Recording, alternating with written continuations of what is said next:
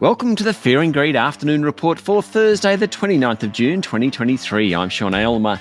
Every afternoon, we've got the 5 stories that happened today that you need to know about. Story number 1, the S&P ASX 200 closed down just a touch, 2 points, to 7,195 points. The market jumped on opening and then spent the day falling back to where it started. The tech stocks did best, while utilities were worst. Among the large caps, BHP and Rio Tinto were both off more than 1%, while ANZ, Aristocrat Leisure and Brambles rose around 1%. WiseTech Global jumped 2.2% and REA Group was up nearly 3%. Domain Holdings was best on the day, up 5%, while Bega Cheese was worst, down more than 6%.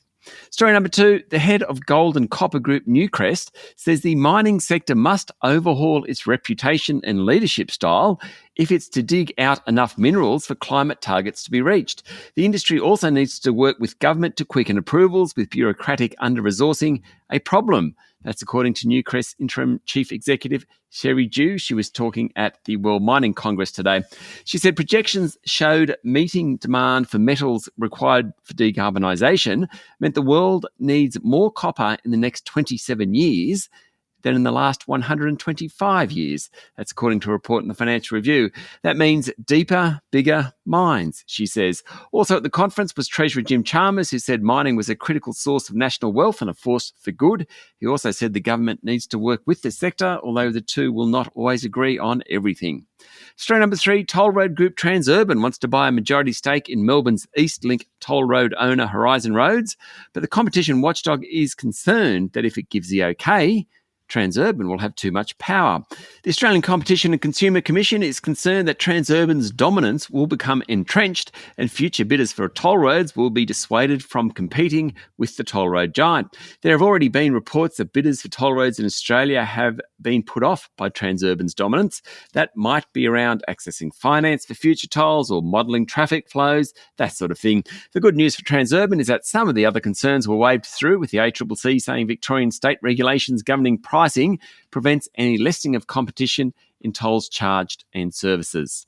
Story number 4, human remains have likely been recovered from the wreckage of the submersible that imploded during an underwater voyage to view the Titanic, according to the US Coast Guard. The news came hours after the announcement that debris from the Titan, collected from the seafloor more than 3,600 metres below the surface of the North Atlantic, had arrived in St John's, Newfoundland. Recovering and scrutinising the wreckage is a key part of the investigation into why the Titan imploded last week, killing all 5 people on board. The presumed human remains will be taken to the US, where medical professionals will conduct a formal analysis.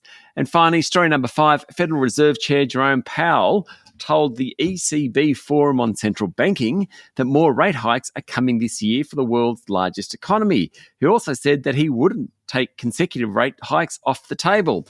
Powell wasn't alone in his predictions. The head of the European Central Bank, Christine Lagarde, and the Bank of England, Governor Andrew Bailey, all said they had a way to go to rein in inflation, which is still too high. The odd person out at the meeting was the head of the Central Bank of Japan, who said rates are on hold in the world's third largest economy. That's it for the afternoon report for Thursday, the 29th of June, 2023. Michael Thompson and I will be back tomorrow morning with the Friday edition of Fear and Greed. I'm Sean Aylmer. Enjoy your evening.